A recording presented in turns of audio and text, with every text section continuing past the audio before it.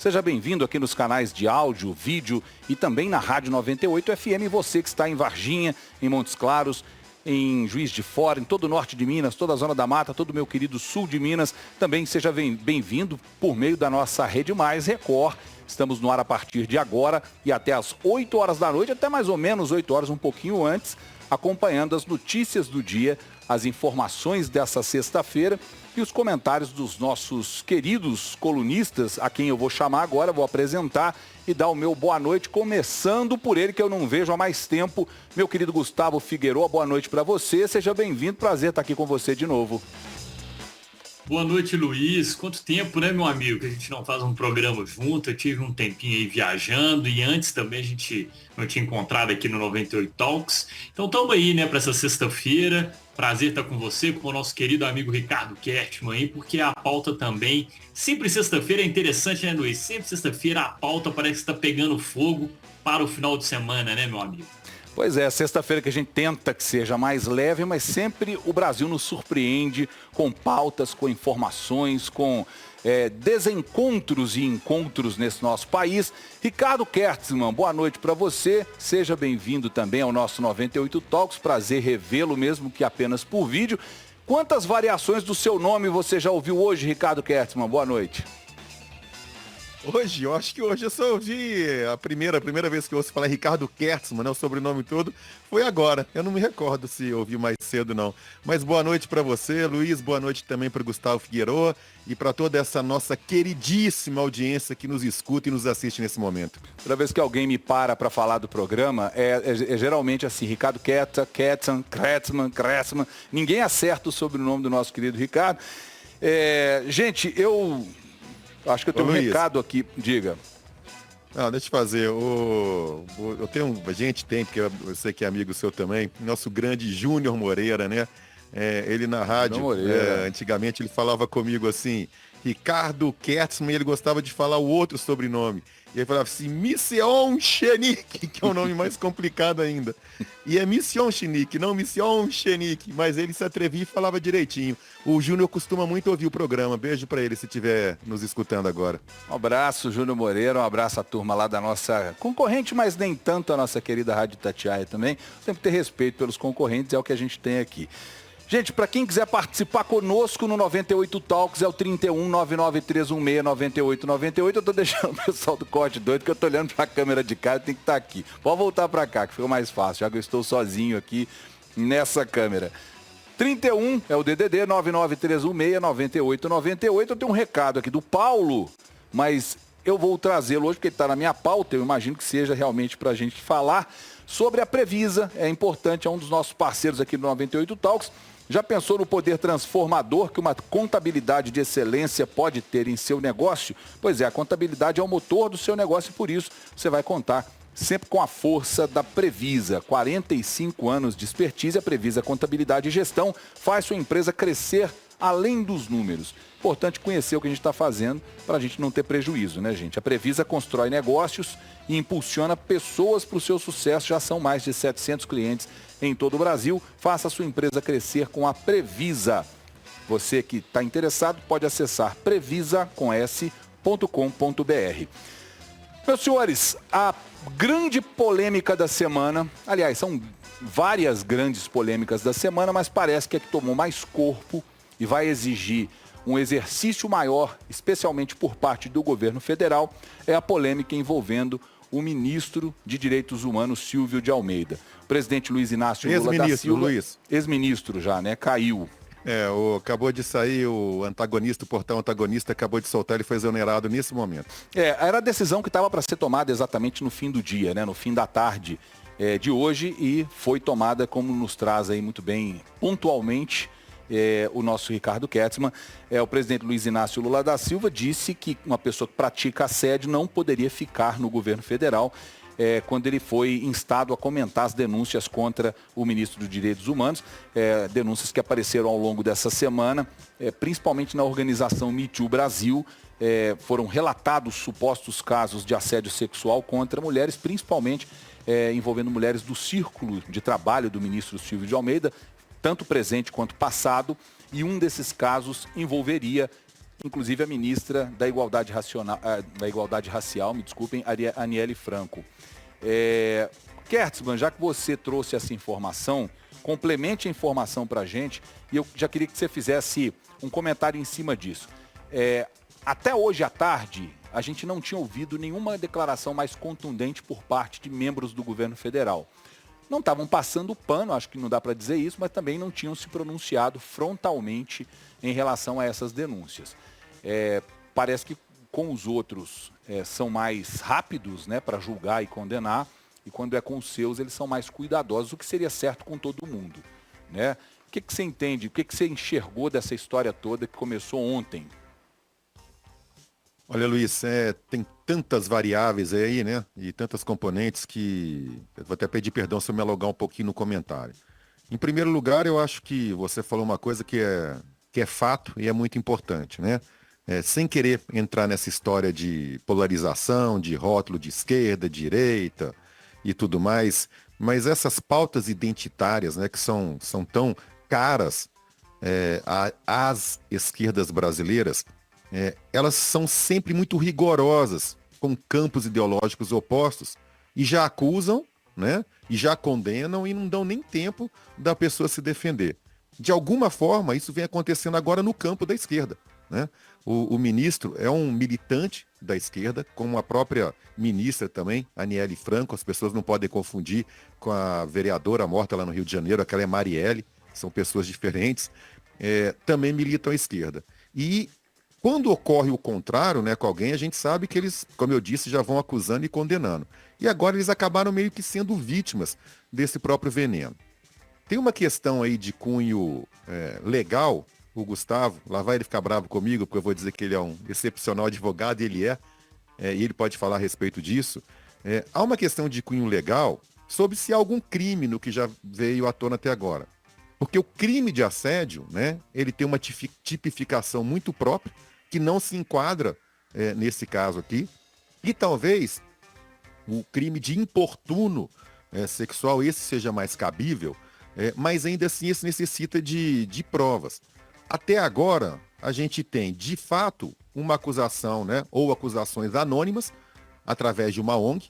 Essa ONG acaba sendo, de alguma forma, colocada em suspeição, porque ela participava, ou talvez participe ainda, isso eu não tenho certeza, de uma licitação, coisa de 80 milhões de reais, na pasta do ex-ministro agora, Silvio. Então fica aquela dúvida, poxa, vocês estavam negociando, né, um contrato com uma pasta em que o titular, vocês tinham conhecimento que era, entre aspas, né, um assediador. Então as coisas ficam muito complexas nesse momento. A gente teve no final do dia também circulando um vídeo de uma candidata a vereadora que alega que foi molestada pelo Silvio em 2019, que se manteve calada até o momento, e de forma alguma, qualquer um de nós não tem o menor direito de duvidar da palavra dessa moça, mas fica sempre aquelas questões, por que só agora? Ela é uma candidata, por que não se manifestou antes? Então é muita coisa em torno disso. Ô Luiz, eu sou de uma geração, e antes de começar o programa, eu dei uma ligada, eu falei agora do Júnior Moreira, eu tenho um outro guru do jornalismo, eu não sei se vocês conhecem, um tal de um Paulo Leite. Eu dei uma ligada para ele, né?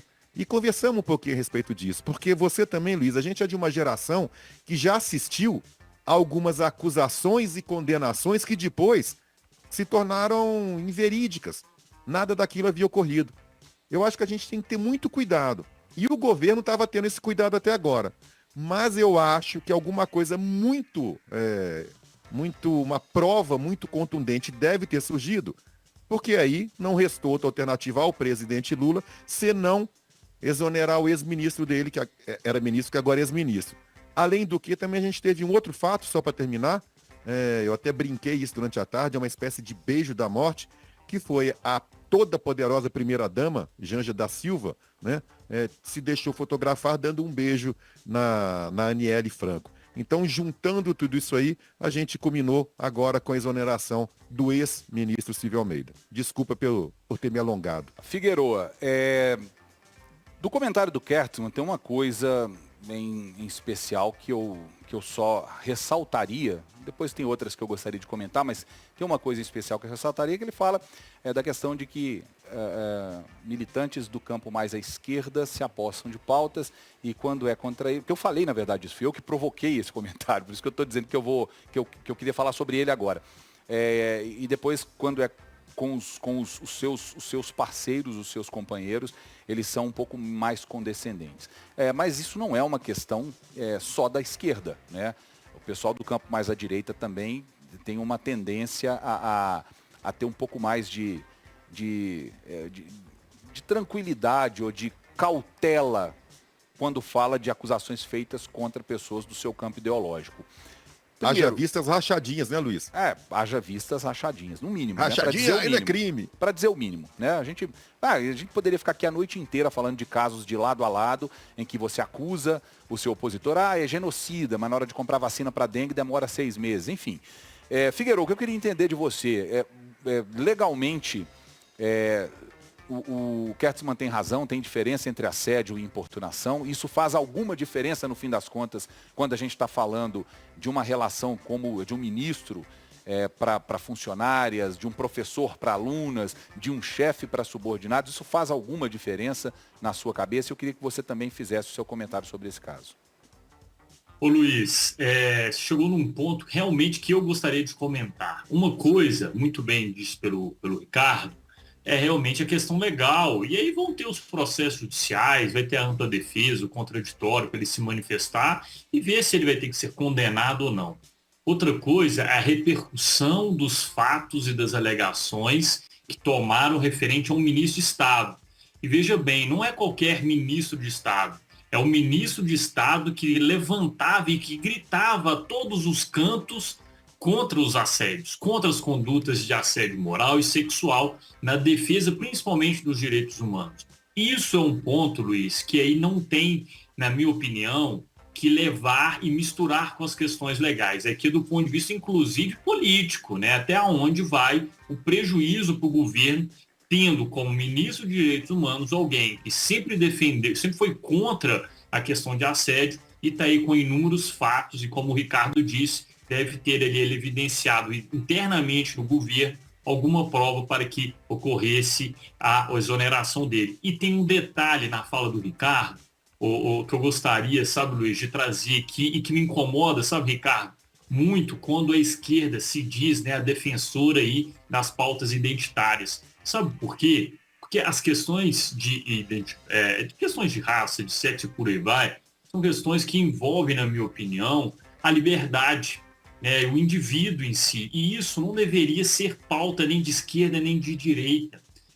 Isso deveria ser questões de Estado, para que o Estado brasileiro pudesse preservar e proteger isso, independentemente das questões ideológicas. Mas, como muito bem vocês disseram, no Brasil, infelizmente, assuntos e direitos muito sérios são utilizados, infelizmente, por questões políticas e ideológicas, sabe, Luiz? Mas, volto a dizer, nessa conduta o governo realmente acertou, mas eu quero ver também da esquerda condenar efetivamente, se ficar realmente provado, a conduta desse ministro e não utilizar 2 pesos e 2 medidas, né, Luiz? Só para deixar claro uma coisa aqui importante, Kertzmann, antes de você falar, isso é uma questão de Estado, né, Figueiredo? Porque está na Constituição Federal. Essas questões de raça, de gênero, estão na Constituição e têm que ser vistas como questões relativas ao Estado e não ao governo. Diga, Kertzmann. Eu queria fazer um complemento ao que o Gustavo falou, e ele tem toda a razão quando ele diz que essas pautas em defesa de minorias ou em defesa de direitos humanos, elas não deveriam, e eu acho que não tem, elas não deveriam ter lado, não deveria ter bandeira ideológica. Eu, Ricardo, me considero uma pessoa dentro desse espectro, eu rejeito esses rótulos, né? Esquerda, direita, centro, mas se eu tiver que me enquadrar numa caixinha dessa, eu me colocaria uma pessoa de centro-direita. Mas eu defendo um monte de pautas, né? União civil entre pessoas do mesmo sexo, adoção de crianças por casais do mesmo sexo. Eu defendo, as questões são civilizatórias, não tem nada a ver com esquerda ou direita. Eu defendo a civilização. Eu não gosto mesmo, viu, Gustavo? Você tem toda a razão de colocar essas coisas em esquerda ou direita. Mas é que isso, infelizmente, acontece. E para outra coisa que eu queria falar sobre o comentário do Gustavo, eu comentei isso com o Paulo Leite mais cedo, eu fico imaginando, né, essa vereadora que veio a público, gravou um vídeo dizendo, né, que ela foi molestada pelo ex-ministro Silvio Almeida. Eu fico pensando na dor dela e de outras possíveis vítimas, se isso tudo, infelizmente, for comprovado. Eu fico imaginando a dor que elas sofreram e sofrem por duas vezes. A primeira quando foram abusadas de alguma forma. E a segunda ao assistir a pessoa que abusou delas ocupar o cargo de ministro de Direitos Humanos. É quase que uma humilhação dobrada. Esse é outro ponto, inclusive, Kertzmann, que eu disse até que eu comentaria sobre a sua fala. E você diz, não é uma impressão que partiu de você, eu entendi que você estava se referindo a algo que está sendo questionado nas redes sociais. Ah, mas por que só agora? Gente, quem não viveu isso na pele não tem definitivamente condições de julgar ou de tentar entender por que a pessoa não denunciou na época, por que não fez a denúncia na hora, por que não fez um escândalo na hora. Porque a gente tende a pensar, puxa, se isso fosse comigo, primeiro que é difícil eu entender, porque nenhum cara vai botar a mão na minha perna, eu tenho quase 1,90 m de altura, acho que se ele for louco de fazer isso, ou eu ou ele vão parar no hospital. Então, já é diferente, eu jamais seria vítima de um assédio dessa forma, porque eu sou homem, porque eu sou branco, eu não seria vítima de um assédio racial. E quem sofre isso e quem pode sofrer é que tem realmente condições de falar. Luiz, só adendo, eu tenho toda a razão, tá? E eu falei isso um pouco antes de eu dizer porque agora, eu fui bem claro ao dizer o seguinte: nenhum de nós tem o direito de duvidar das palavras da moça. Exatamente o que eu falei. Eu entendi que você falou como uma impressão que está sendo levantada, né? Um questionamento que está sendo levantado. Ah, mas ela é candidata a vereadora. Ah, mas a outra tem interesse econômico. Ah, mas não sei o quê. Cara, se fosse uma, duas ou três pessoas, talvez eu até aceitasse dar ao ministro, o ex-ministro, o benefício da dúvida. Mas essa fumaça feita com 13 pessoas instantaneamente, e a gente sabe que todo caso de assédio é assim, foi assim com o Rogério Delmaci, o médico, aquele médico que tem até um documentário sobre ele, foi assim com o João de Deus, foi assim com vários outros casos notórios de assédio sexual, de importunação sexual, seja lá o nome que a gente for dar para isso, que a primeira pessoa que faz a denúncia puxa uma fila de outras mulheres, ou adolescentes, ou crianças, ou seja o que for, que vão fazer essas denúncias. No mundo do esporte isso é comum, enfim, em várias outras situações. Então a gente sabe que a pessoa se retrai porque ela sente vergonha, porque ela se sente culpada, que a gente vive numa sociedade de culpa, uma sociedade que trabalha a culpa desde que a gente nasce, aquela conversa do pecado original, de não sei o que não vamos discutir isso aqui, porque é de foro íntimo, é de foro religioso, mas que ajuda o ser humano, o brasileiro principalmente, a nascer culpado, a crescer culpado e a ter vergonha de tudo que ele acha que é errado, independente dele ter provocado aquilo ou não. Então, enfim, essas mulheres têm que denunciar, elas precisam de apoio e ainda bem que dessa vez, nesse caso, o governo federal agiu rápido. Acho até que demorou um pouquinho, essa decisão talvez devesse ter sido tomada ontem. Não agiu rápido, porque esses fatos já são de conhecimento da alta cúpula do governo federal desde o ano passado. O presidente Lula já sabia desses fatos desde o ano passado. Igual acontece na Igreja Católica, né? Vamos combinar, né? Que aparece um bispo denunciado por assédio, aí aparece uma criança, outra criança, um coroinha, um sei lá o quê, e a igreja reúne-se em cúpula para decidir o que vai acontecer, afasta o cara, leva o cara para outra cidade, mas de fato acontecer mesmo alguma coisa com ele, geralmente não acontece. Diga, meu querido. E o Luiz, e lembrando, né? Isso foi tomada essa decisão exclusivamente para proteger o governo. Né? E não as vítimas. Esse é um ponto muito importante para a gente falar aqui. Porque as intenções por trás disso são exatamente essas. E que se fosse para proteger as vítimas, a decisão tinha sido tomada quando o governo teve ciência e não pelo momento onde foi publicizada a informação. Isso é muito importante. Um detalhe, sabe, Luiz, que eu queria trazer para vocês aqui, que a gente estava discutindo sobre a questão da esquerda, né, buscar para o lado dela essas pautas de identidade, de direitos humanos. Isso reflete o tanto que a nossa sociedade não é desenvolvida do ponto de vista da própria democracia em nosso país. E aí eu lembrei, eu até busquei aqui no meu celular, esses dias que eu estava viajando, né, que eu estava lá para o Atacama e passei por Santiago, Eu estava lá na Praça da Constituição e olha como você tem um país que respeita os direitos humanos e não utiliza as bandeiras dos direitos humanos como pauta ideológica.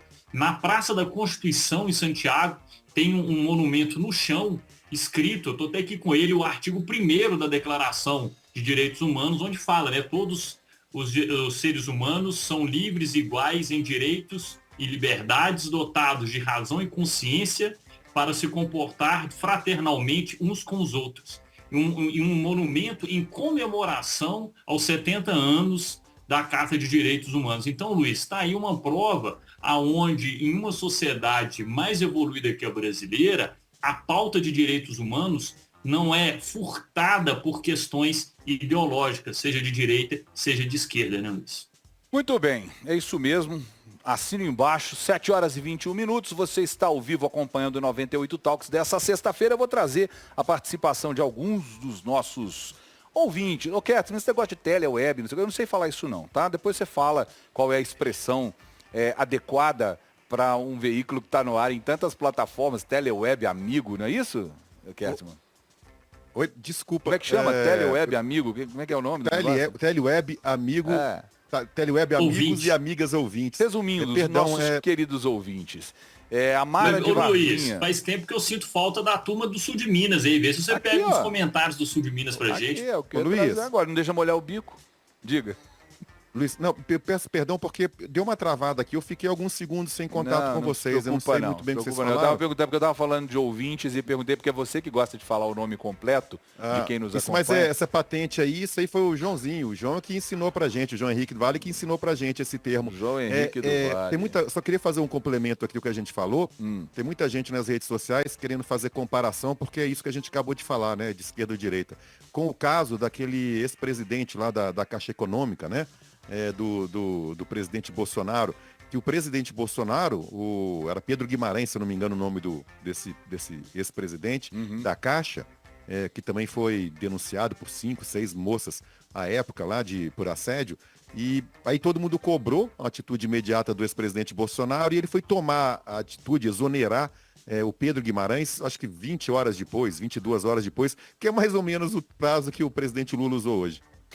Muito bem, ambos errados, tá? Ambos errados. É que aquela história também, né, gente? O cara pode achar que não está fazendo assédio, mas eu acho que uma boa medida, não sei se vocês concordam com isso, uma boa medida para o homem entender se ele está assediando ou não uma mulher no trabalho, no ambiente que for, na escola, pensa se você gostaria que o que você está falando ou fazendo fosse dito ou feito com a sua filha. Que é mais fácil, né? Se você não gostar, com a mãe, né? Ou com sua mãe, ou com sua irmã. Se você não gostar é porque está errado, né? A Mara de Varginha diz, boa noite, Luiz Fernando, que novidade boa você apresentando o Talks, parabéns, muito obrigado. É hoje, viu? Costuma não, que é hoje, Paulo Leite está de volta segunda-feira. Boa noite, 98 Talks, esse aqui é o nosso William Afonso de Contagem, está sempre aqui conosco, do bairro Bernardo Monteiro, está dizendo que o governo está fazendo o que já estava previsto. Ele montou o ministério para agradar os eleitores e agora vai desfazendo aos poucos. Eu só discordo de você, William, porque nesse caso, se não fosse a denúncia, não teriam derrubado o ministro, que é um ministro bem alinhado com os interesses do governo. Marcelo Alves, boa noite, professores. Não estou julgando as vítimas, mas faço um questionamento ao governo. Porque a vida do Silvio não foi investigada antes. Normalmente, a Polícia Federal faz uma entrevista criteriosa. Essa morosidade cheira estranho. Não acho que faça entrevista para a escolha de ministro, não. Viu, meu querido? Acho que não faz, não.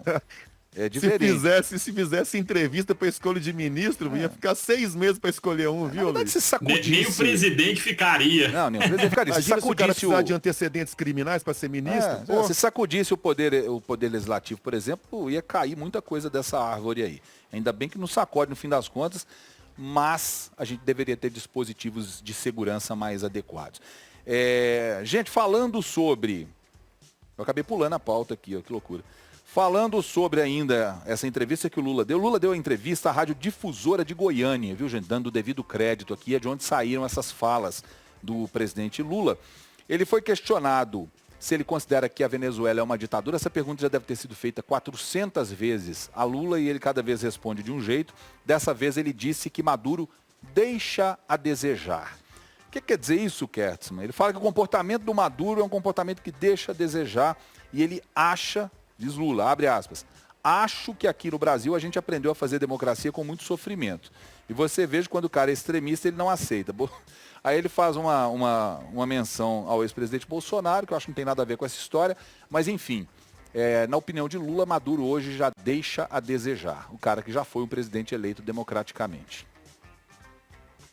Isso é um passador de pano para ditador quanto mais, Luiz Fernando. Isso é uma vergonha, porque ele não tem coragem de chamar o Maduro de ditador, coisa que ele é, e fica buscando esses subterfúgios para poder dizer que é ou que não é. Pior ainda é quando ele disse que o Maduro tem que provar, olha isso aí, que ele é o querido, né, que é o que a população quer, e convocar novas eleições. O presidente Lula, deixa de ser cara de pau, meu senhor. Como convocar novas eleições? Já houve eleições e ele perdeu. Tanto que ele perdeu que ele se recusa a entregar a prova da perda, ele se recusa a entregar as tais atas. E se entregar agora, elas estão adulteradas. O senhor quer que ele convoque novas eleições? O senhor tá maluco? É um passador de pano para ditador, Luiz Fernando, que cada vez que ele se manifesta, me dá mais vergonha de ser representado, né? Representado no campo institucional por um presidente como o presidente Lula. Figueiredo, Lula disse também que não reconhece a eleição de Maduro, mas diz que não vai romper relações e não concorda com bloqueios ou eventuais bloqueios econômicos a serem feitos à Venezuela, porque os bloqueios prejudicam mais o povo do que prejudicariam o próprio presidente ou autoproclamado presidente Nicolás Maduro. Essa é uma frase, inclusive, com a qual eu concordo. Eu pessoalmente, sou radicalmente contra bloqueios econômicos feitos dessa forma para pressionar um ditador no poder, porque a gente sabe que não vai resolver. O que você entende disso, ô Figueiredo? Ô Luiz, com certeza, né? E essa ponderação que o presidente Lula usou, o ministro Alexandre de Moraes deveria ter utilizado quando determinou o bloqueio do Twitter no Brasil, prejudicando mais de 20 milhões, né, de brasileiros.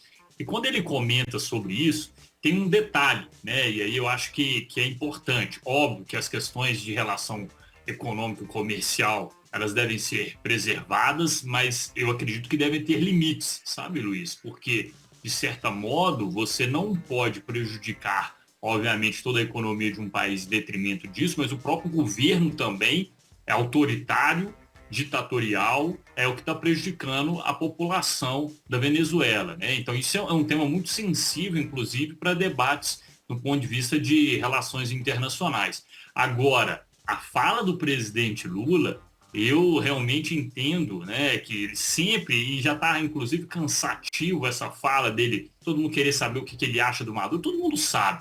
E no final das contas, aquilo que o Ricardo disse do presidente Lula, ficar passando pano, de ficar dando apoio a ditadores, a gente sabe que no fundo não é questões ideológicas, é interesses particulares.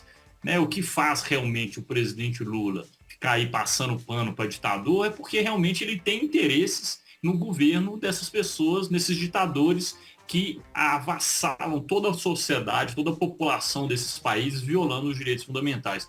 Então, Luiz, nessa fala, ele foi, de certa forma, muito ponderado, obviamente, porque o Brasil tem muitas relações econômicas com a Venezuela, mas, de certa forma, eu vejo também que ele tem os seus interesses ao ficar passando pano, como muito bem disse o Ricardo.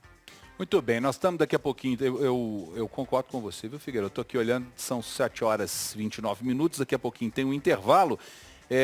Não está na nossa pauta, Luiz, não, mas eu quero trazer essa informação. Quem que me chamou aí? Como a gente ainda tem uns 3 minutinhos... mas você vai gastar 3 minutos para falar desse assunto, mais não. Não. Tá. Não vou gastar, não. Só queria falar o seguinte, que você falou que a gente já debateu isso em outros programas a respeito do bloqueio, né? Sim, exato. Se você é contra fazer bloqueio econômico e tal. Eu sempre me refiro, né? Eu sempre me remeto às questões comerciais no âmbito privado, né? Porque o Figueiredo falou que essas relações comerciais têm que ser preservadas entre os países. Todas as grandes corporações mundiais, hoje em dia, elas têm dentro das organizações um tal de compliance.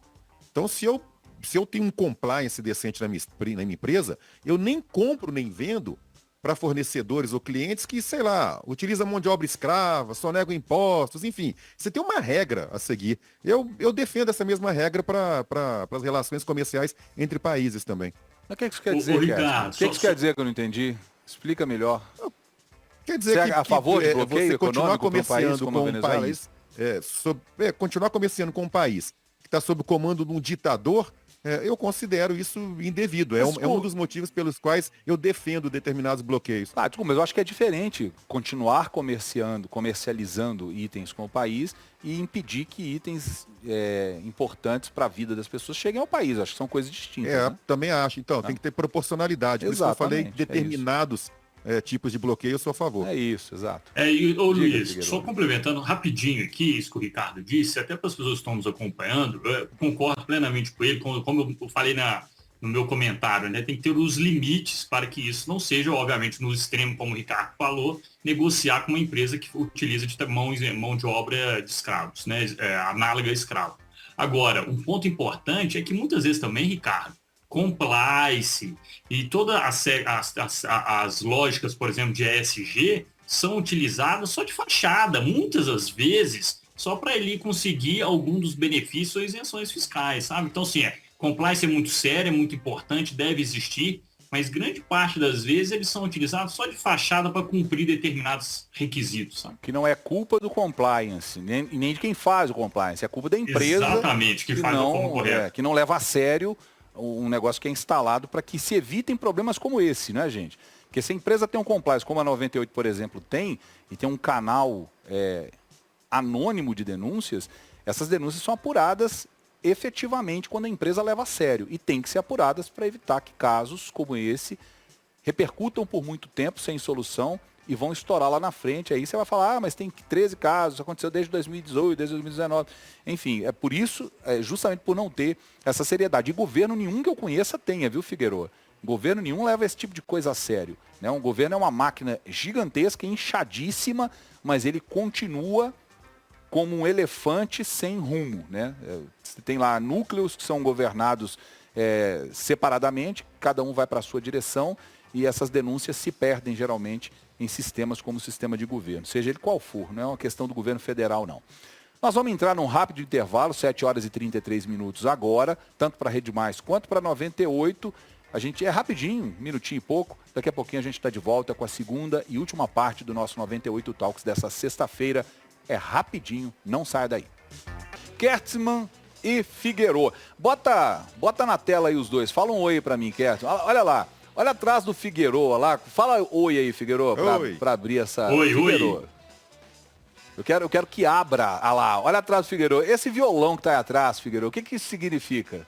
Você toca isso aí ou é mentira? Isso é só... Não, isso significa que isso é cenográfico. Eu sou um mero aprendiz do instrumento que, na minha opinião, é o instrumento do infinito musical, entendeu, Luiz? Então, eu sou um admirador da boa música. Você gosta de funk? Como é que toca funk do violão? Violão não tem funk, não. Você tá vendo? Você tá parecendo Paulo Leite, gostando de comprometer a gente com fake news, pô. Não, eu sou um admirador desse violão. Agora, falando sério, eu faço áudio de violão, toco violão, gosto do instrumento como o fato de ser mais democrático, onde você pode levar, e ele tem acordes infinitos. Então, quem gosta de música, gosta de violão, de uma música verdadeira, entendeu, Luiz? Muito bom. Você toca violão também, Kertzmann? Você toca alguma coisa? Não toco não, e eu vou entregar. Eu vou entregar agora, Gustavo Figueiredo, todo mundo que está nos ouvindo ou nos assistindo agora vai entender. O Figueiredo tá solteiro já há algum tempo, sabe, ô Luiz? E aí, o que ele faz, né? Ele identifica aquela moça que o interessa, sem assédio, da maneira correta, com cavalheirismo e com o charme que lhe é peculiar, leva para a casa dele e começa a dedilhar, a tocar violão e cantar canções de Vinícius de Moraes. Aí ele conquista as moças, sabe? É isso, para isso que serve aquele violão lá. O Kertzmann essa semana tá na paixão com esse Figueiredo. Tava escutando esses dias que eu não participei aí. Meu Deus. O problema é que eu tô achando que vocês dois se uniram e estão cheios de fake news contra a minha pessoa. Pô, eu já sou um cara comprometido, um cara sério, entendeu? Tô aqui. Isso aí é porque a música... Agora... Fora as nossas brincadeiras, Luiz, realmente a música, ela é maravilhosa, sabe, Luiz? Assim, e vou dar um depoimento meu, para aquelas pessoas que gostam da música e não só da música, que buscam algo para relaxar ou para realmente um grande desafio. A música veio para mim como um grande desafio para a ansiedade durante a pandemia, sabe? Comprei um violão na pandemia, comecei a fazer aula e ele se tornou um dos grandes remédios aí para desconectar a mente. Então, faço aí esse convite e deixo isso aí para as pessoas que façam aulas de música, toquem violão, que isso vai melhorar com certeza a sua vida. Muito bem, dicas de Figueroa. Nós podemos adotar esse quadro aqui a partir da semana que vem. Eu gostei, achei bem legal.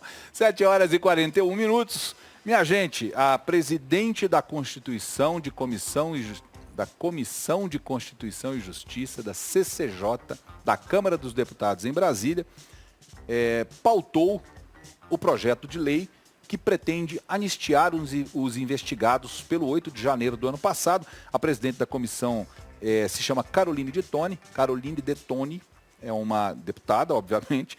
Ela pautou para a próxima sessão da Câmara, do CCJ, na verdade, o chamado PL da anistia, que resolve ou que tenta livrar a cara dos que foram acusados de conspiração, que foram acusados de tentativa de golpe no 8 de janeiro do ano passado.